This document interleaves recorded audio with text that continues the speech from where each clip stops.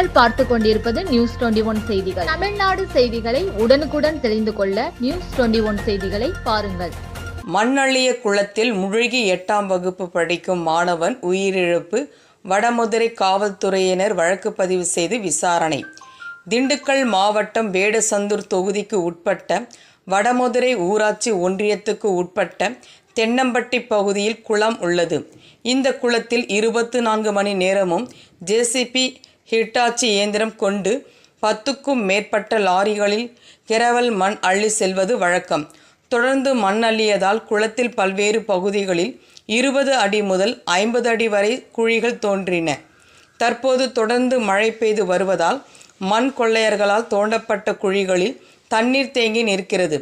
இந்நிலையில் தென்னம்பட்டி பகுதியை சேர்ந்த கூலி தொழிலாளி சக்திவேல் என்பவரின் 8ஆம் வகுப்பு படிக்கும் நிஷாந்தித் கோடை விடுமுறை காரணமாக வீட்டிலிருந்து உள்ளார். இன்று பகலில் மாணவன் குளத்தில் குளிக்க சென்றதாக கூறப்படுகிறது. வீட்டிலிருந்து வெளியே சென்ற மாணவன் வராததால் மாணவனின் பெற்றோர்கள் மற்றும் அவரது உறவினர்கள் தேடி உள்ளனர். இந்நிலையில் மண் கொள்ளையர்களால் தோண்டப்பட்ட குளத்தில் உள்ள குழியில் மாணவன் நீரில் மூழ்கி உயிரிழந்துள்ளார். மாணவனின் உடலை பார்த்து மாணவனின் பெற்றோர் மற்றும் உறவினர்கள் கதறி அழுதனர். சம்பவம் குறித்து சம்பந்தப்பட்ட பகுதிக்கு வந்த வடமதுரை காவல்துறையினர் உடலை கைப்பற்றி பிரேத பரிசோதனைக்காக வேடசந்தூர் அரசு மருத்துவமனைக்கு அனுப்பி வைத்தனர். மேலும் வழக்கு பதிவு செய்து விசாரணை நடத்தி வருகின்றனர். ஆண்டிப்பட்டி பூக்கள் விலை குறைவு, விவசாயிகள் வேதனை. தேனி மாவட்டம் ஆண்டிப்பட்டி மலர் பூக்கள் சந்தையில் இன்று முகூர்த்த நாள் இல்லாத காரணத்தாலும் வியாபாரிகளின் வருகை மிகவும் குறைவாக இருந்ததாலும் பெரும்பாலான பூக்களின் விலை சரிந்து செண்டுப்பூ, கோழிக்கொண்டை ஆகிய பூக்கள் 1 கிலோ வெறும் 10 ரூபாய்க்கும், செவ்வந்தி மற்றும் பன்னீர் ரோஜா ஆகியவை 1 கிலோ 60 ரூபாய்க்கும் விற்பனையானது. இதனால் விவசாயிகள் வேதனை அடைந்தனர். நியூஸ் 21 செய்திகளுக்காக விஜயகுமார். மரங்களை சேதப்படுத்திய காட்டு யானை கூட்டம். தேனி மாவட்டம் ஆண்டிப்பட்டி தாலுகாவுக்கு உட்பட்ட வருசநாடு அருகே உள்ள மேலப்பட்டி கிராமத்தை சேர்ந்த விவசாயி செந்தில்நாதன், அன்னலட்சுமி தம்பதிக்கு சொந்தமான சுமார் 2 ஏக்கர் தென்னந்தோப்புக்குள் நேற்று இரவு புகுந்த காட்டு யானை கூட்டம் 150க்கும் மேற்பட்ட தென்னை மரங்களை சேதப்படுத்தி சென்றது. 2 ஆண்டுகளுக்கு மேலாக வளர்த்த தென்னை மரங்களை யானை வேரோடு புடுங்கி சென்றதாக வேதனை தெரிவித்தனர்.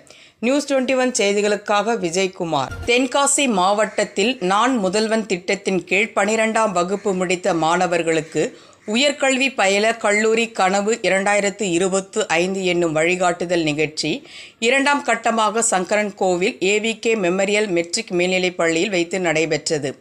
இதில் மாவட்ட ஆட்சித்தலைவர் AK கமல் கிஷோர் கலந்து கொண்டு மாணவ மாணவியரிடம் உரையாற்றினார். அப்பொழுது அவர் பேசியபோது, நான் அரசு பள்ளியில் பயின்றவன்.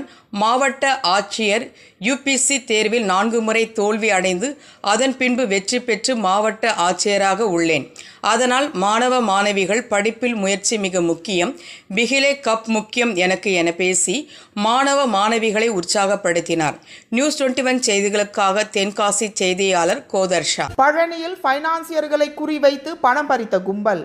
பெண்களை நெருக்கமாக பழகவிட்டு வீடியோ எடுத்து மிரட்டி பணம் பறிப்பு. பெண் உட்பட 3 கைது செய்த போலீசார் வழக்கு பதிவு செய்து சிறையில் அடைத்தனர். பழனி நகரை சேர்ந்தவர்கள் ராணி சித்ரா, நாராயணன், துர்கைராஜ். ராணி சித்ரா காவல்துறையில் சில காலம் பணியாற்றி விருப்ப ஓய்வு பெற்றுள்ளார். இந்த நிலையில் ராணி சித்ரா பழனி நகரில் ஃபைனான்ஸ் தொழில் செய்பவர்களை குறிவைத்து ஆசை வார்த்தை கூறி நெருக்கமாக பழகி பின்னர் தனிமையில் இருப்பதை வீடியோ எடுத்து மிரட்டி பணம் பறித்து வந்துள்ளார். பழனியை சேர்ந்த ஃபைனான்ஸ் தொழில் செய்யும் சுகுமார் என்பவர் ராணி சித்ராவின் வலையில் விழுந்து பல லட்சம் ரூபாயை இழந்த நிலையில் மீண்டும் மீண்டும் பணம் கேட்டு ராணி சித்ரா மிரட்டியதால் பழனி நகர காவல் நிலையத்தில் புகார் அளித்துள்ளார். அந்த புகாரில் ராணி சித்ரா மற்றும் நாராயணன், துர்கைராஜ் ஆகியோர் சேர்ந்து தன்னை மிரட்டி 10 லட்சம் ரூபாய் பணம் கேட்பதாகவும், தர மறுத்தால் ராணி சித்ராவுடன் நெருக்கமாக இருக்கும் வீடியோ மற்றும் புகைப்படங்களை சமூக வலைதளங்களில் பதிவேற்றி நற்பெயரை கெடுத்து விடுவதாகவும் கூறி மிரட்டியதாக புகாரில் தெரிவித்துள்ளார். புகாரை பெற்ற பழனி நகர காவல்துறையினர் நாராயணன், துர்கைராஜ் இருவரையும் பிடித்து விசாரணை செய்துள்ளனர். அப்போது ராணி சித்ராவை ஆண்களிடம் நெருக்கமாக பழக வைத்து பின்னர் போட்டோ, வீடியோ எடுத்து மிரட்டி பணம் பறித்தது தெரிய வந்துள்ளது. நாராயணன், துர்கைராஜ் இருவரையும் பிடித்த போலீசார் அவர்களின் செல்போனில் இருந்த வீடியோக்களை பறிமுதல் செய்தனர். தொடர்ந்து நடத்திய விசாரணையில் பைனான்சியர் சுகுமார் போன்று பல பேரிடம் ராணி சித்ரா மிரட்டி பணம் பறித்ததும் பெயருக்கு களங்கம் ஏற்படும் என்பதால் பலரும் பயந்து போலீசில் புகார் தெரிவிக்காமல் ராணி சித்ராவிடம் பணத்தை கொடுத்துவிட்டு வெளியே சொல்ல முடியாமல் இருந்ததும் போலீசின் விசாரணையில் தெரிய வந்துள்ளது. இந்த நிலையில் வீடியோ எடுத்து மிரட்டி பணம் பறித்த ராணி சித்ரா, நாராயணன், துர்கைராஜ் ஆகிய மூவர் மீது வழக்கு பதிவு செய்த போலீசார் நீதிமன்றத்தில் ஆஜர்படுத்தி சிறையில் அடைத்தனர். பழனியில் பைனான்சியர்களை மிரட்டி பணம் பறித்த கும்பல் கைது செய்யப்பட்ட சம்பவம் பரபரப்பை ஏற்படுத்தியுள்ளது. தென்காசி மாவட்டம் சுரண்டை அரசு காமராஜர் கலைக்கல்லூரி புதிய கூடுதல் வகுப்பறை திறப்பு விழா நடைபெற்றது. முதலமைச்சர் மு.க.ஸ்டாலின் சென்னை தலைமைச் செயலகத்தில் இருந்து காணொலி காட்சி வாயிலாக தென்காசி மாவட்டம் சுரண்டையில் அமைந்துள்ள அரசு காமராஜர் கலைக்கல்லூரியில் கட்டப்பட்டுள்ள புதிய கூடுதல் வகுப்பறையை திறந்து வைத்தார்.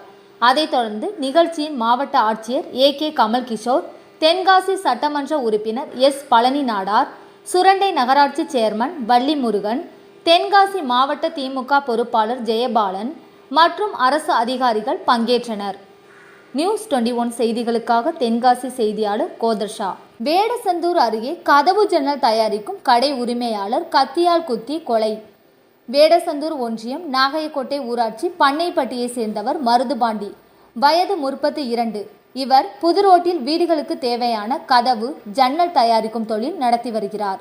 இவருக்கு அதே ஊரை சேர்ந்த கட்டிட வேலை செய்யும் தனபால், வயது 32 என்பவரும் உறவினர்கள் மற்றும் நண்பர்கள் இருவரும் அருகே உள்ள பள்ளிக்கூடத்தான் புதூர் செட்டிக்குளத்தில் மது அருந்து கொண்டிருந்த பொழுது இருவருக்கும் தகராறு ஏற்பட்டுள்ளது.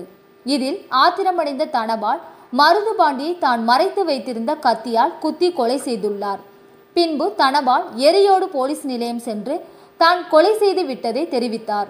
இதனையடுத்து எரியோடு போலீசார் சம்பவ இடத்திற்கு சென்று கொலை செய்யப்பட்ட மருதுபாண்டியின் உடலை மீட்டு திண்டுக்கல் அரசு மருத்துவமனைக்கு பிரேத பரிசோதனைக்காக அனுப்பி வைத்து விசாரணை நடத்தி வருகின்றனர்.